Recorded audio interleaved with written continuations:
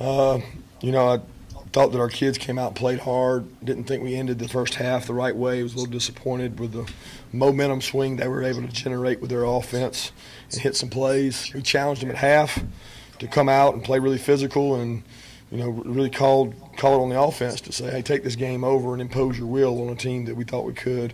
Got a lot of respect for their program, a lot of respect for their coaching staff, and I think their quarterback is a really good player. But other than that, that's it. Coach, can we talk just a little bit about starting SEC play? You guys go right into it 8 in a row, and then I'm sure you've seen what Mississippi State did today against LSU. Yeah, it's what you come here for. I mean, you got a great SEC opponent rolling in here. Every SEC team's got a good program. I don't take any of those lightly. I think every team you play in the SEC's got good players. They got good coaches. It's the highest level of ball, so you got to be on your P's and Q's. You got to be on top of everything. You can't have substitution mistakes. You can't have kicking errors. You can't have busts. They cost you in tight ball games, and we'll be in tight ball games the rest of the way because they're good programs. I think it's evidenced today by all the games today. There's a lot of good football teams out there, and we've got a good football team. So we're looking forward to playing their teams, see what happens. Coach, talk about the decision to rest on tonight, and then how the younger backs came in and played in his absence. Yeah, you know, Sony was dinged up all week. We didn't know if he was going to be able to go or not, and wanted to see if we needed him to go. Obviously felt like that's one of our deepest positions. So if we could hold him, we wanted to be able to hold him. And those other guys came in and did a good job. DeAndre Swift's a good back. Brian Herring runs hard. Holyfield ran hard.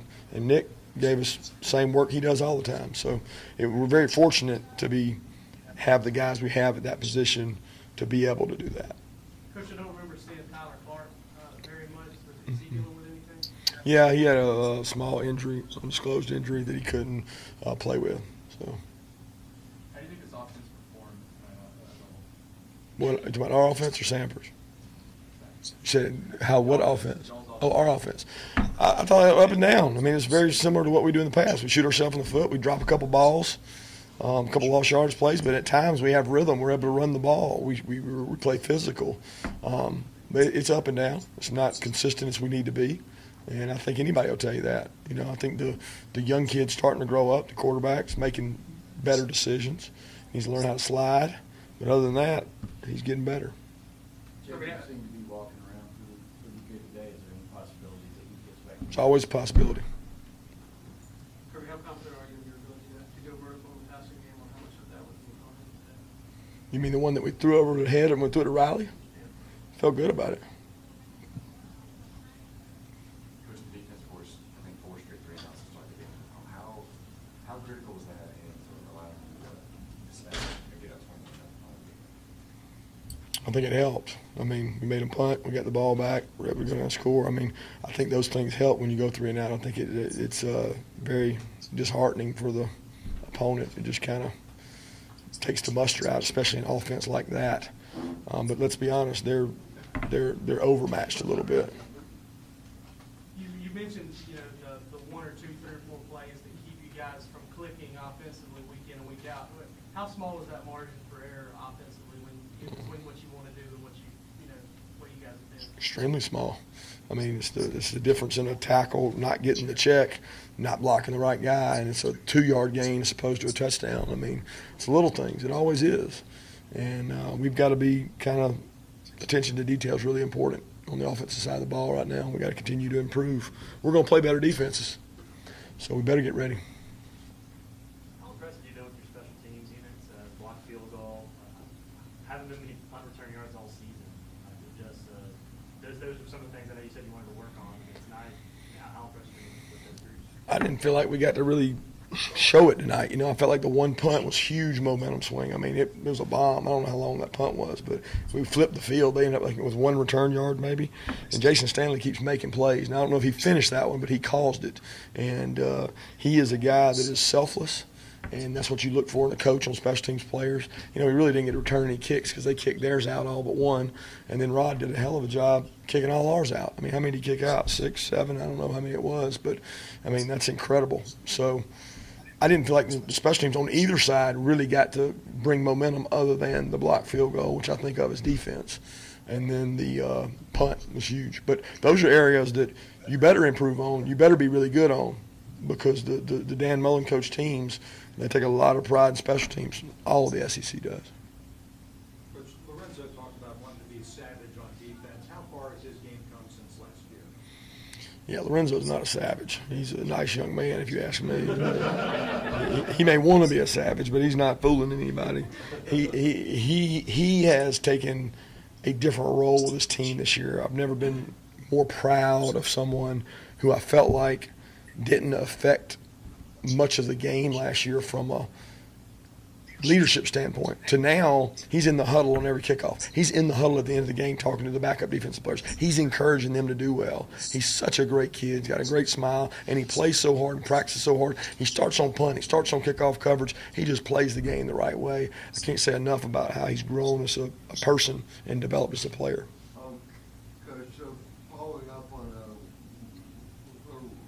Lorenzo, I remember that during the preseason you had spoken about his speed, how he gotten faster, and the fact that weeks now that he's had some key sacks there and some key pass rushes. I mean, how vital is that skill set on the edge? Oh, it's huge. I mean, that's when you talk to offensive coordinators or the guys when you get through playing them, we share information and talk. They always talk about his length being a problem. You know, having to throw RPOs over a 6'6" guy. You're trying to throw balls to the field, and you look out there and you got this long, lean guy closing windows. So he's put on bulk. He's gotten heavier, but he's still playing with good speed. But he played a little different role this week because we played kind of a different kind of offense. How rewarding has it been to see Terry play the way he has the last 2 weeks? Been great. I tell you, Terry is another one that, as frustrated as I was last year with his physicality and his lack of practice effort, he has practiced so hard and blocked so well. You know, he blocks bigger than he is. He's not afraid to stick his face in there, and he's always been that way. I mean, I remember watching him as an 8th grader, 9th grader at Callaway High School. He was hitting people, and I didn't see enough of that last year. And now you see it, and he's getting rewarded by catching the ball and making plays with it.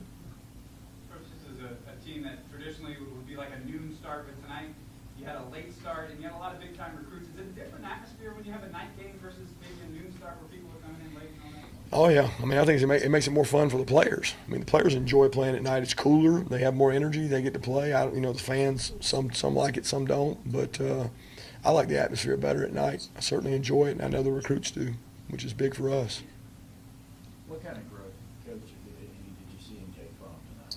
I thought he grew up. I thought he was much calmer.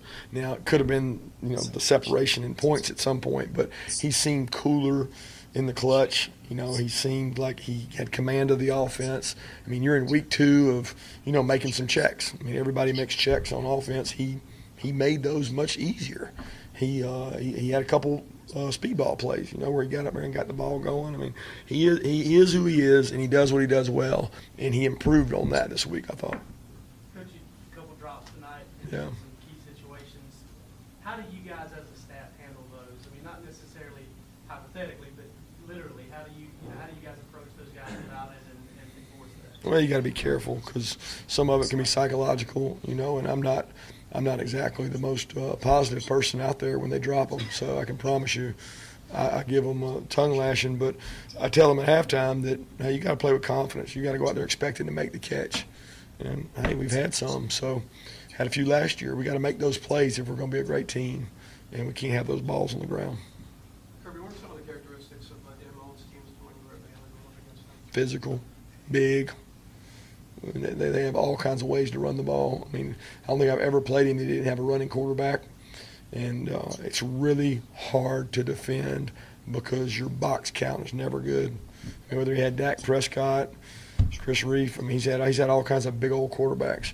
And he's got one now. And it's hard to defend because the guy can throw the ball too. Coach had a couple of chances for a couple more interceptions tonight. Haven't had one yet this year. Is that Yeah. a big concern right now for you? I wouldn't say concern at all. I don't think you concern yourself with interceptions. They come in bunches. When you get them, you get a lot of them. We've had some tips and overthrows that we always say you got to get those, and we hadn't got them. It's the way the ball falls, but they just keep chopping wood. And I think sometimes they like dropping them because they get to hit people more. Kirby, how close would Malcolm Parrish? It's always possible. It's always possible. Coach, talk to me about the good the good, the bad, and the ugly. Well, there's been good. There's been some bad. We had some bad tonight, and there's been some ugly. And ugly usually is what we get out there late in the fourth quarter when we put them pretty young ones that all y'all said were 5 stars and were unbelievable, and we throw them all in there. It gets ugly sometimes. And I tell them I don't want them to ruin my night because my night's going pretty good, and we put them in, and they have an uncanny ability to ruin my night. And it just frustrates me because eventually they'll grow up. What's sad is so many of them didn't get to last year because we never got to put them in. So we want to put those guys in. We're not chasing stats and trying to, break the stat record. We want to play these guys. We are very thin at some positions on defense. And to get some guys some confidence helps. We got to play Mark Webb tonight. I mean, he needs to go play to get better. Speaking of the secondary, it looked like AD at star and JR back at safety. Thinking that. It's just the way we went this week, to be honest with you. I mean, there's no real thinking. They were a passing team. So, they were in 4 wides. We just decided to play AD there, and AD actually played corner some in the game. So he played both.